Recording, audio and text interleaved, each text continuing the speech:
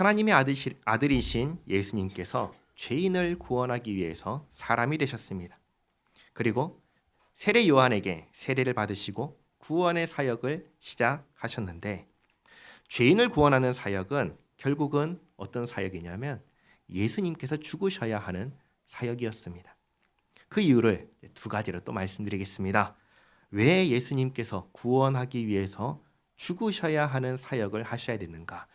첫 번째는 죄인이 받아야 하는 형벌의 문제를 해결해야 했습니다.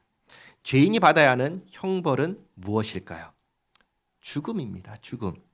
이렇게 보시면 되겠습니다. 왕이 자기 백성에게 명령을 합니다. 그 명령을 지키라고 합니다. 그리고 백성에게 그 명령을 지킬 수 있는 능력을 줍니다.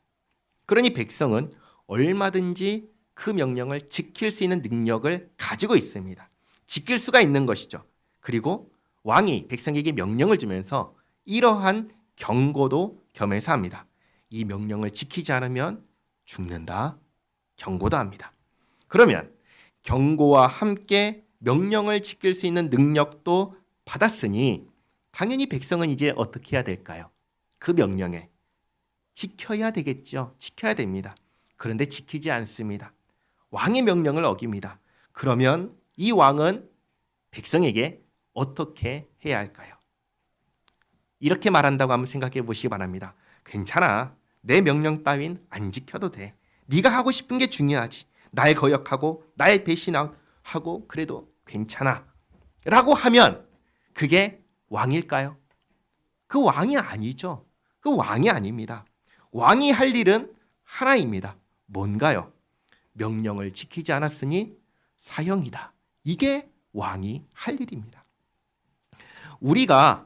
우리를 죄인이라고 할 때에 그 죄는 뭐냐면 하나님의 말씀을 거역한 죄입니다. 하나님께 불순종한 죄입니다. 하나님을 떠난 죄입니다. 그리고 그 죄의 대가는 죽음입니다. 이것이 죄인이 받아야 하는 형벌입니다.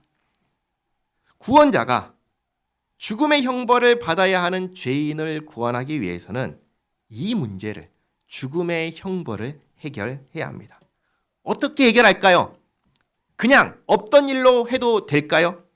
너 죽어야 되지만 그냥 죽지 마. 없던 일로 하자. 그렇게 해도 될까요? 만약에 이렇게 하면 무슨 일이 생깁니까? 하나님이 어떤 분이 되십니까? 하나님이 불의하신 분이 되는 겁니다. 그럴 수 있나요? 그럴 수 없죠. 하나님은 불의하신 하나님이 아니라 공의의 하나님이십니다. 그러면 이 죄의 문제, 죽음의 문제를 어떻게 해결합니까? 죽음을 대신 받는 것입니다. 그래서 예수님께서는 죄인을 구원하기 위해서 죽으러 오셨고 죽는 사역을 하신 것입니다. 어디서 죽었죠?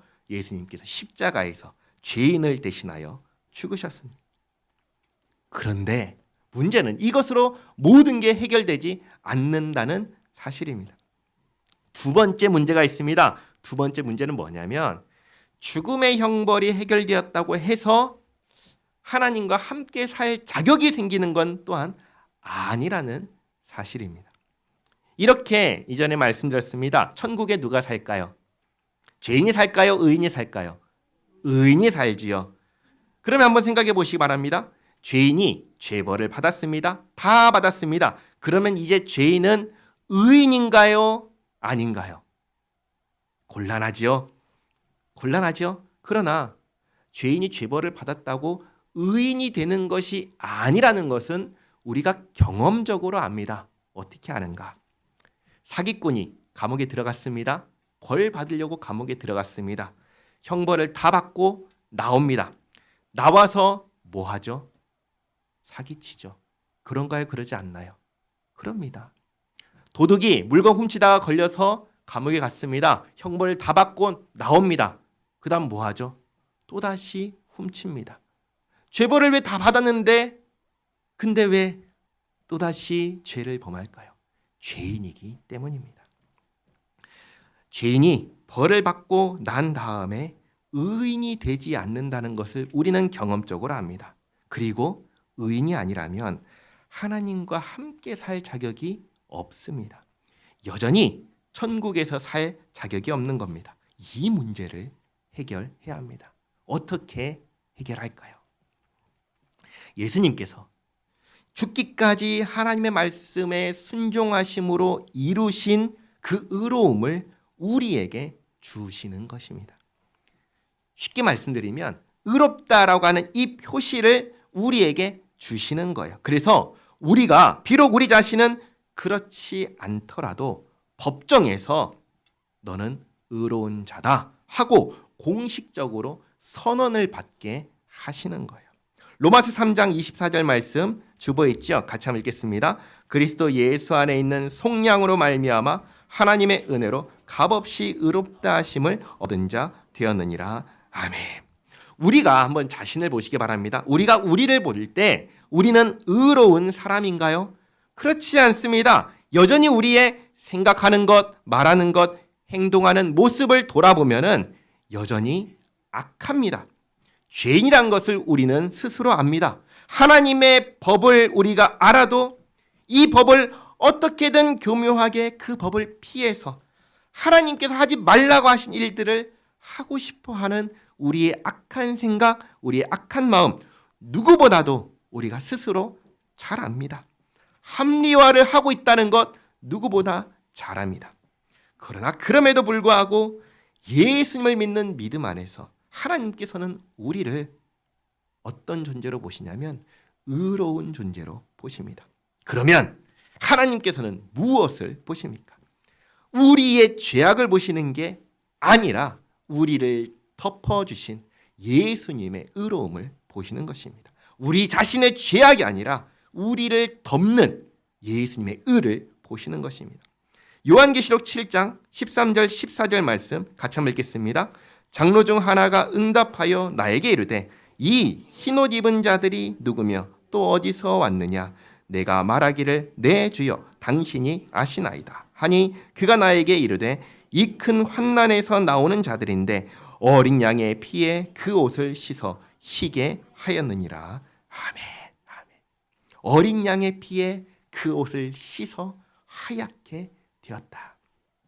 그래서 우리의 첫 번째, 우리의 죄벌을 감당하시고 두 번째, 우리가 의롭게 여김을 받게 하시는 이 두 가지 일이 어디에서 일어나냐면 예수님의 십자가의 죽음에서 이루어지는 것입니다. 이것을 신학적으로 어려운 말로는 뭐라고 부르냐면 이중전가라고 말합니다. 이중전가. 우리가 받아야 할 형벌이 예수님께 전가되고 예수님의 의가 우리에게 전가되었다는 것입니다. 우리는 예수님께서 나를 구원하셨다는 것을 믿습니다.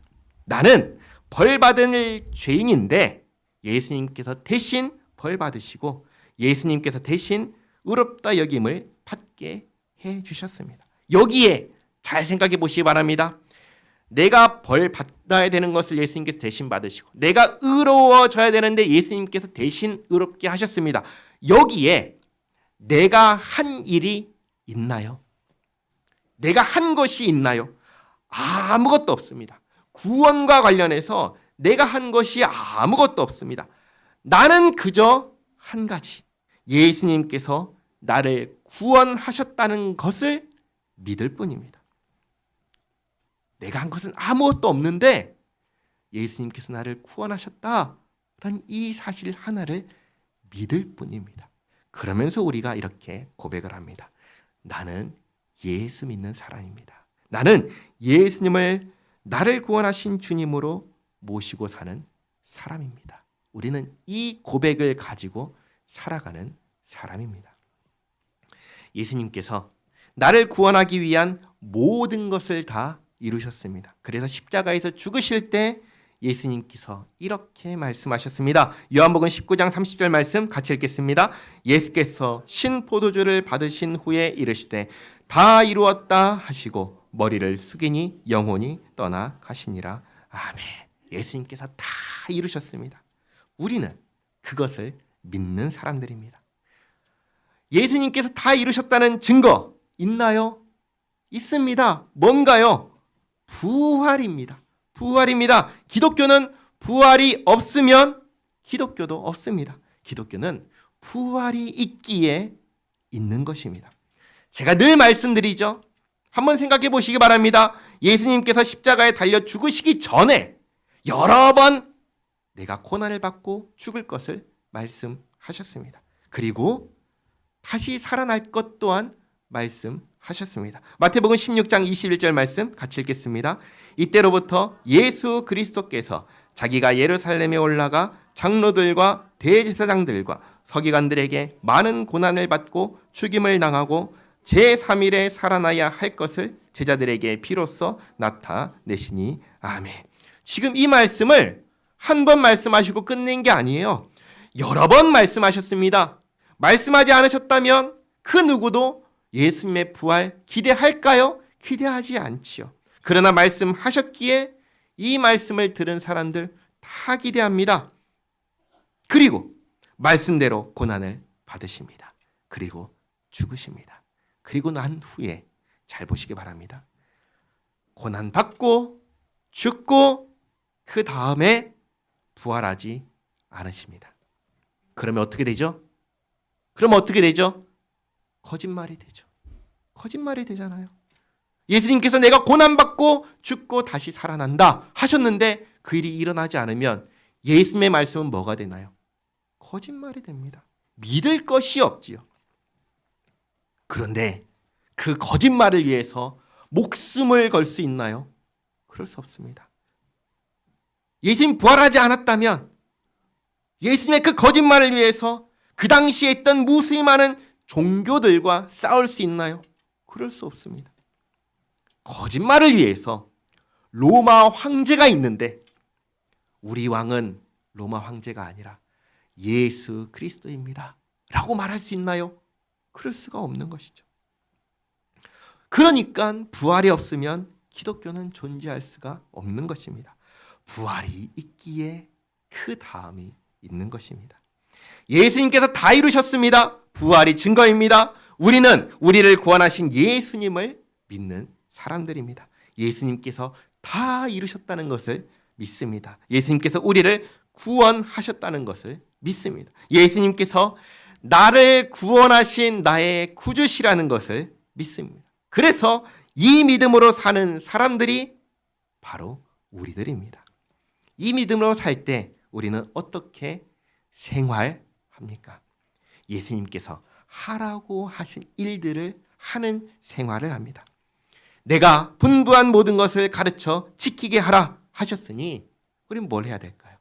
예수님 말씀을 배워야지요. 그리고 예수님 말씀을 지켜 행하며 살아갑니다. 이것이 예수 믿는 사람들의 생활입니다.